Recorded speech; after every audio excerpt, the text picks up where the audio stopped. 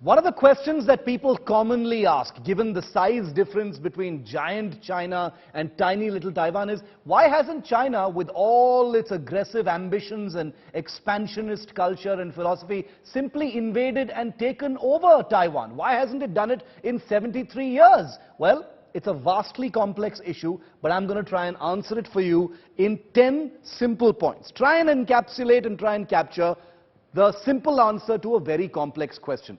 For starters, if China attacks Taiwan, it won't just be Taiwan defending, because Taiwan has very powerful allies. Because if attacked, the United States as well as Japan have committed to entering the battle and defending Taiwan. So let's get that out of the way. Taiwan is not alone in this fight, despite being a tiny little island.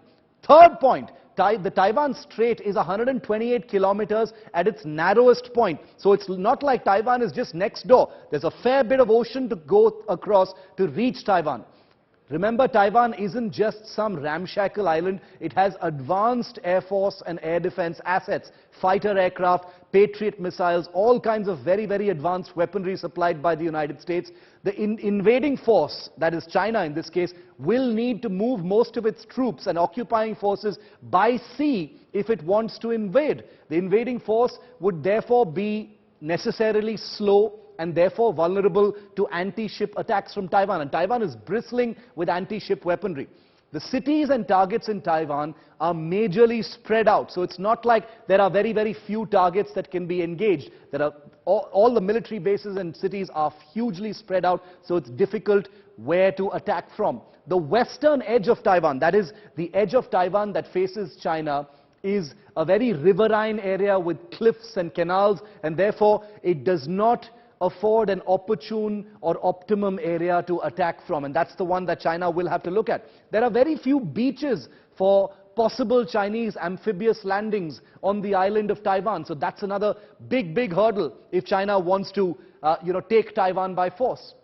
There are many, apart from the main island of Taiwan, there are many small Taiwanese islets in the Taiwan Strait which have huge numbers of anti-ship and air defenses as well as radars which are constantly trained and looking at China and Chinese movements. It would be very difficult for the People's Liberation Army, Air Force, Navy to seize the ports and airstrips in Taiwan without simply destroying them. And once they destroy them, they will have no further use for them. So it's a huge paradox. If they want to take control of those crucial infrastructural points, the seaports and the airports, they can't do it without a fight, and with a fight they'll be destroyed, and therefore they probably won't have any more use for them. Now let's tell you a little bit more. Let's zoom in just a little bit more and tell you about Taiwan's anti-China muscle. Because this is a country that has been armed to the teeth by many of its allies, mostly with defensive weaponry. It has developed its own offensive weaponry. But here's China's Okay, I'll come back to this in just a moment, but let me go to Gaurav Sawant right now. Gaurav, the fact that Taiwan has been able to put up a credible defense against China so far, is a matter of great surprise to many, many viewers and many observers, because as we've just explained, it is a far from simple issue. Taiwan enjoys the direct military support of the United States and Japan. But even apart from that, this is a country that is bristling with defenses and all primed against China. It simply exists with its defenses because of the constant threat of a Chinese invasion, Gaurav.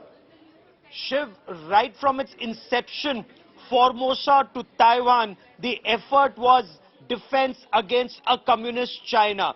While mainland China may talk about integration and Xi Jinping may say it cannot wait forever, the fact remains, with its F-16 fighter jets and a string of Patriot surface-to-air missiles, very, very clearly with the Patriot missile defense shield, there is a protective shield that Taiwan has put around itself, along with what is known as strategic ambiguity of the United States of America to come to Taiwan's defense. And this has been in place for decades. Also, the role of Japan, in terms of China may say that it can take this territory not by force, but by convincing them to be a part of mainland China. That's easier said than done. Shiv, there's another aspect. Apart from the military aspect, there is also the trade and business aspect, the amount of trade between the two, and China's dependence on Taiwan, including for something as strategic or as important as the microchip. Now, in case, you know, what Taiwan says in its defense, even the missiles that China has uses the microchip made in Taiwan for its use. So very, very simply, there are effective systems of checks and balances that Taiwan has in place, and fiercely patriotic to the core to defend their democracy and their rights.